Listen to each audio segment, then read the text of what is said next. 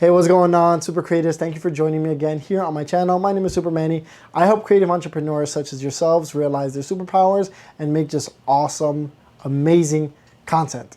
So in today's video, what I'm going to be sharing with you all is how to shoot a like a birthday video. It could be a graduation video. You can use this for basically an event style video.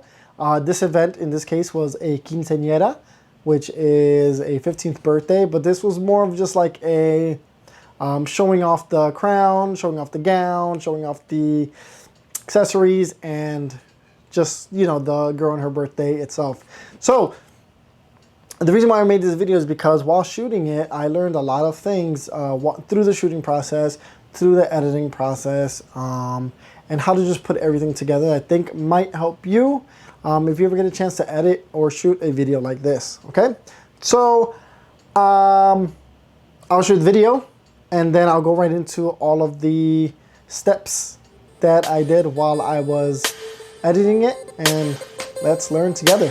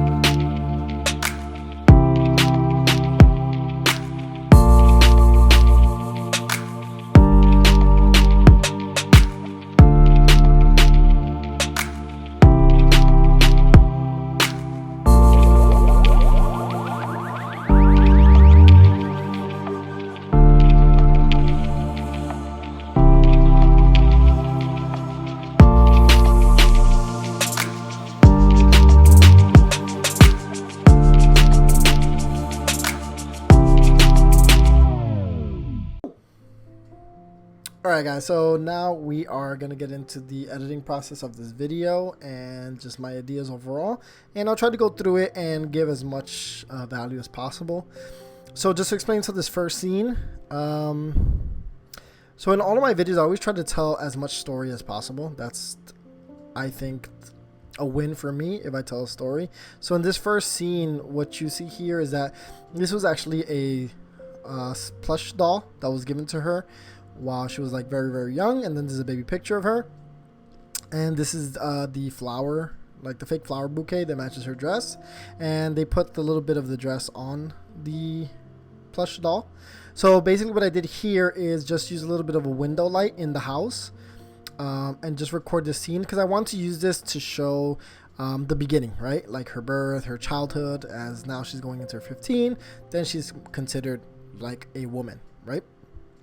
So I found this intro, this butterfly intro through Envato Elements, I believe, and I thought it was pretty cool to use because she likes butterflies, she likes the color pink or magenta, and I just put this together real quick just to overlay on top. The intro did have a black layer to it, so it was a little bit hard to just like subtract everything. So what I did here, let me see which Okay, so I put the blend mode to add. I thought I lowered the opacity a little bit, but I didn't. And here it is. So that's just to give that effect so I can overlay it on top. And then straight from this scene, I went into the scene showing the dress because it's now I'm going to reveal who this person is, right? That we just introduced through the video.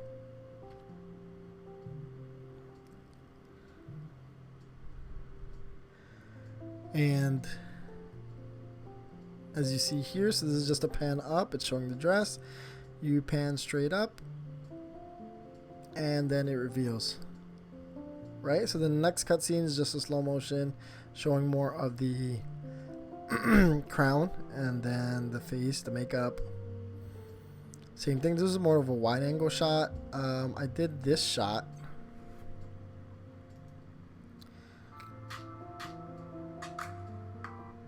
Yeah, just kind of to reveal the scenario, make her seem larger than life. She's the subject of everything.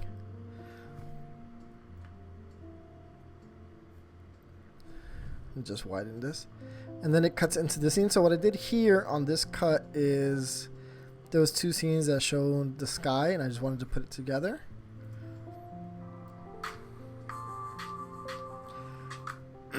Actually, this scene is reversed. So what I did was I actually recorded it this way,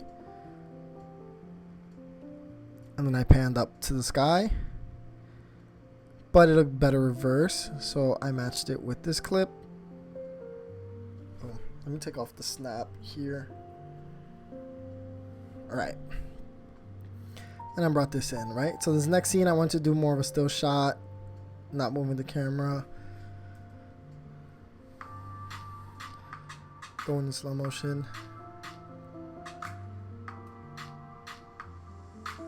So that shot actually I walked up. I did want to show everything with the scenery, and I didn't want to get into the details, so I just put a quick speed ramp in the middle.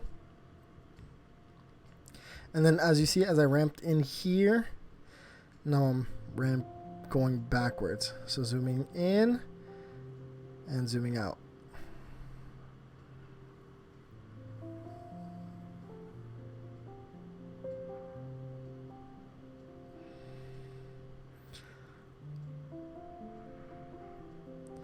Right, then this is the next scene. It shows a close-up of that. So I use these two clips together just to show the same area. And then we go into this scene. So the reason why I did this scene is because we actually went to a different location. I mean, we're in the same park, but a different location. So it's a way to transition to that. We're no longer in this side of the park. So I transitioned to this, the speed ramp. And I just connected the green from these branches and leaves to the trees. And I pan down straight. So this is a good shot, just to mention, because it does show a few elements, which is, the one is the framing here. Using this to frame her. Using this whole area to frame, and it's a very wide angle shot, which is hard to get in most scenarios, but this was like a perfect place to use that. Alright, and then I went to this scene. So for this scene, I just used, you ever think of any like novella type? That's kind of the inspiration. So she was looking towards the light. I used the leaves to be like a foreground element and have her in focus. Then I went to this shot. This one didn't exactly come out the way that I wanted, but close enough. And it's just, it was hard to slow-mo and keep everything in focus for it to look good. So I had to speed ramp a little bit, just so that the focus can catch up.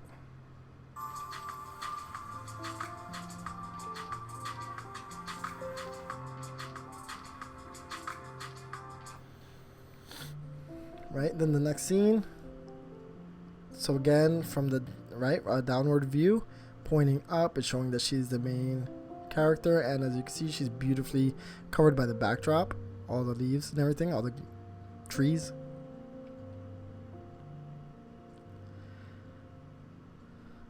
So I think this was a good shot to transition to the last part, which is why I went into this. So this is showing her walking away. It's also highlighting the back of her dress. And again, just showing that we're going to a different area, right?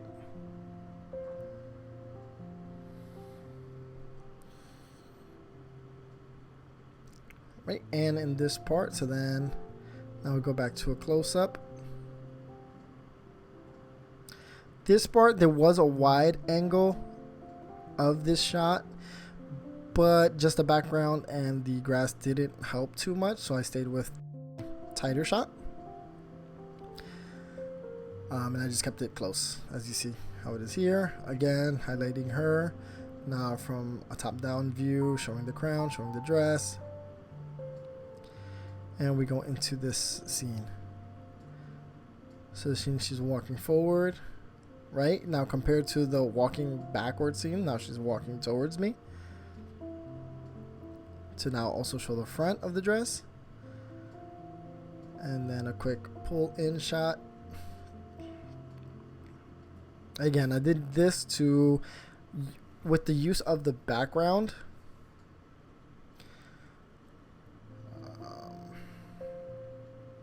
So the background helped a lot. The reason why I kind of covered here a little bit is there was some people taking pictures. And I just covered her instead of centering her. But it's the best that I can do. I use these leading lines. You have the grass on both sides. So this was a good shot to do wide. And from the wide shot, then we cut into a closer shot. And then a medium shot pulling back. Right, so again, the point is we're highlighting the person in frame. We're telling the story, who's important, why she's important, giving her the dominance, showing her beauty.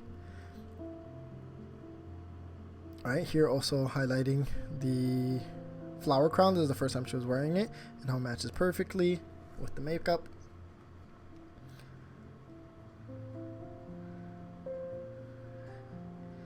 And then pulling back. So this pull back shot was actually to now signify almost the ending of the video.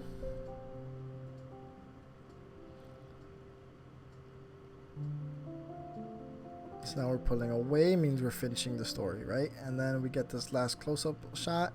So this was just like the shot that we did at the beginning, where we highlighted the dress, but now we're finishing the story.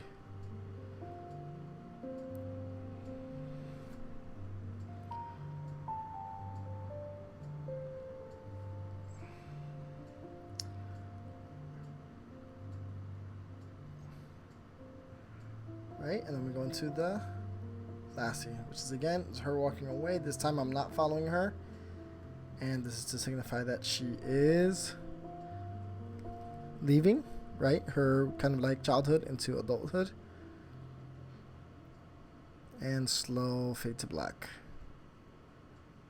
So funny part on this last part, I was actually going to add a some text from the, I guess, older brother or from the caretaker and to kind of highlight her journey, like some nice words, but they didn't give it to me, so I just had to finish it without it. But I think that would have been nice, as it fades to black, have some text on the screen, and it would actually highlight kind of finish, right, the storytelling aspect of it. And that's it. So the fun part out of all of this is actually, this was during a photo shoot, and I was just capturing video as like a bonus. So all of this was using, not distracting from the photographer, but getting the shots either before or after, and then putting together, right, like what I could. So I was able to still tell the story and still put everything together. So that's the way I put this together, and little tips and things, explanation that I have for this. I did do a little bit of color grading and other things like that, but I don't think that was the important part. That you can do on your own. The important thing is how to put the clips together and tell the best story that you can.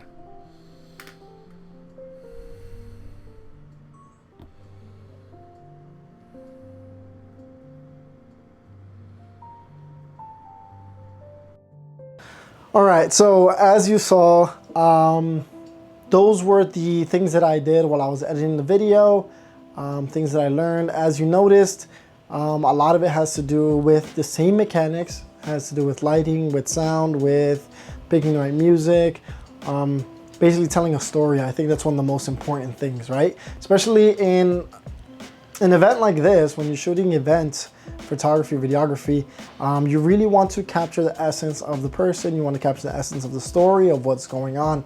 I think that's one of the things that are most overlooked nowadays when it comes to video edits. Everybody wants to have the dopest video edit, but they don't tell any type of story. So I hope that with these tips, you learned something. You're able to apply it in the next video that you edit. And if you did learn something, let me know in the comment which piece of information was most valuable to you guys. That way I can do more deep dives in the editing process or in the shooting process.